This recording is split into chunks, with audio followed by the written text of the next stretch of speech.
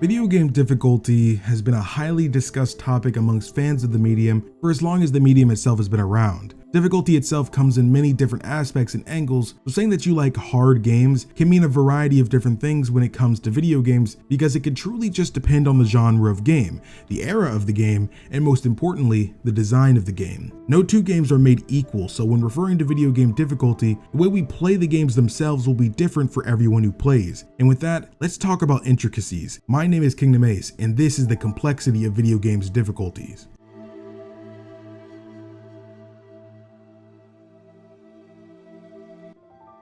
It's no secret that when video games as a medium was first introduced, that phase of gaming started off on a more difficult scale in comparison to video games of the current day, primarily because with the arcade-like structure of most video games back then, they were designed to be capable of providing satisfaction while driving you to want to keep coming back, which in turn would allow the machines to gobble up more coins from players. In games, systems like high scores would let players have goals to hit and compare their scores with friends. This is even more apparent with games of that era commonly not having legitimate ends as they do now in modern games. This approach adds to their infinite replayability. You were expected to lose and lose constantly in these games, but not to the point where you wouldn't want to play them anymore. This philosophy is hardly used in video games nowadays, and there are tons of reasons as to why that is. Now that video games cost more than 25 to 50 cents to play, developers take things like game length, end goals, and impact in consideration when creating a game. Because if someone is spending over $60 on a game, they want to be content with what they've received. But one thing that has commonly become apparent is video games' difficulty shift. It's become more and more common for games to be easier, making them more accessible to even more people. Many people grow frustrated with games that give them a hard time while playing. The biggest factor of playing games,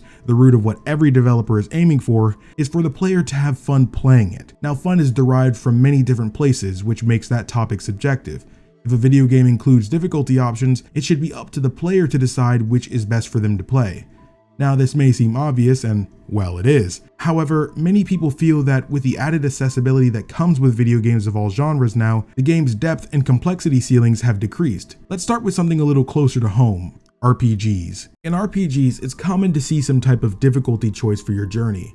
Within these options, numbers and values are changed, making the adventure more fit to someone's enjoyment capacity. A person who wants a casual adventure, doesn't want to deal with the possibility of losing repeatedly, and wants to absorb the story at a consistent pace will be better off choosing an easier or normal difficulty. However, a person who likes the thrill of battle and cares for the complexity of gameplay just as much as the story will be better off choosing a more difficult adventure.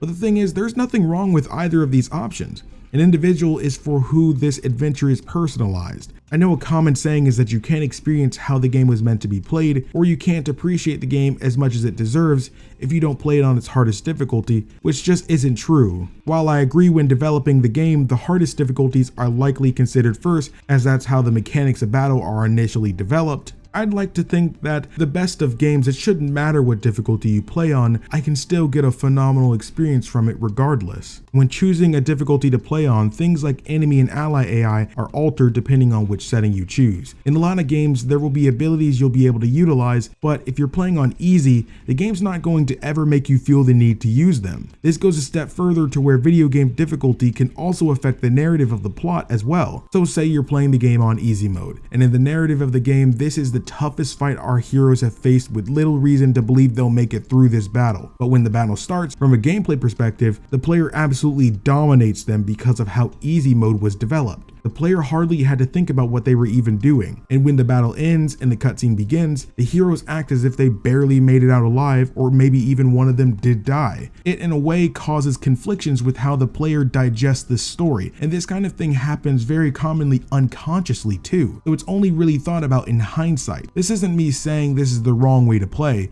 In fact, I mean the opposite. If that's fine with you, then by all means, go have fun. I find myself loving a casual adventure more often than not too nowadays.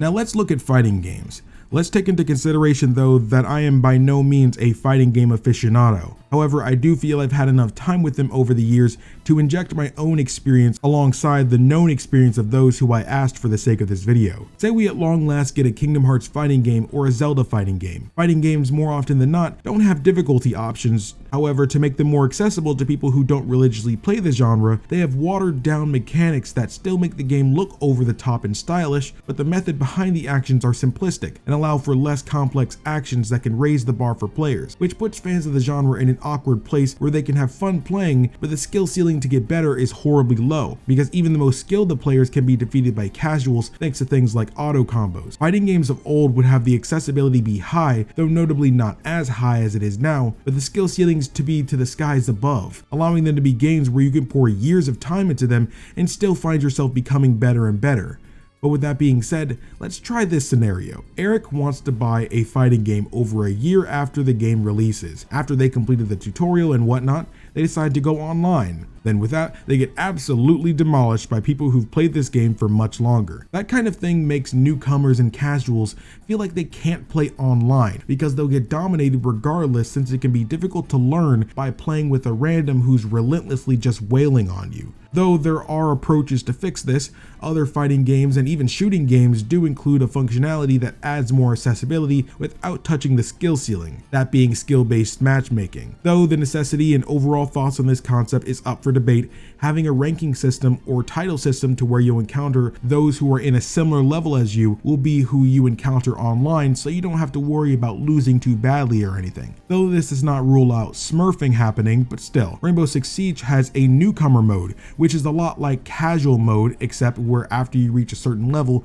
you can't play it anymore. So say for example, from level 1 to 20, you can play in the newcomer mode. But once above that, you've leveled up to where it's almost impossible for you to not know the mechanics enough to take on people of a higher level, as learning the game is how you level up in the first place. Of course, anything is possible, but this is a positive step in my eyes, at least in these situations. Now, what I really want to talk about is platformers.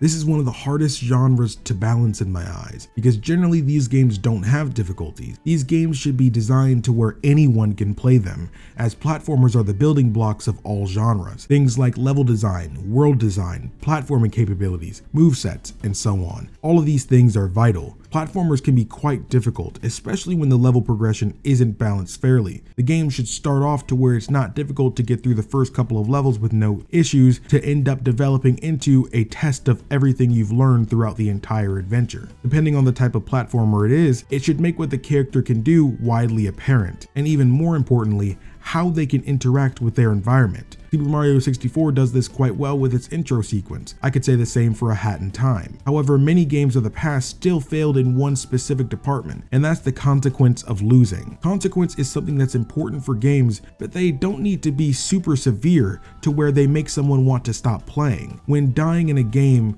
having to reattempt the obstacle and being denied going forward is already punishment enough, but when you add things like lives to the equation, it artificially creates more punishment on top of the already established one. You already are forcing me to not be able to progress the game when I lose, but getting a game over makes you restart the entire world, or even in some cases the entire game? This is a mountain of punishment for simple mistakes, which is why games like Mario have completely abandoned lives now, which I believe is for the best. Games like Celeste and Super Meat Boy don't have lives, and they're very difficult games, but the punishment is smaller yet consistent and never enough to make you never want to play the game again.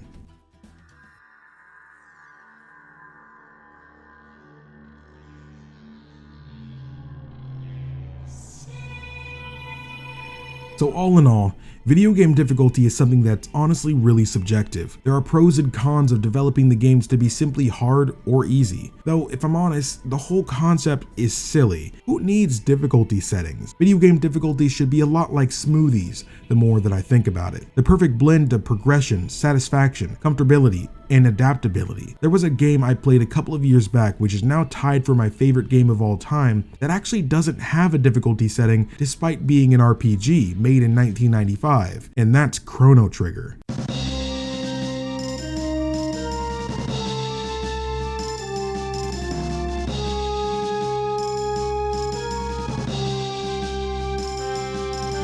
The game isn't easy, nor is it difficult.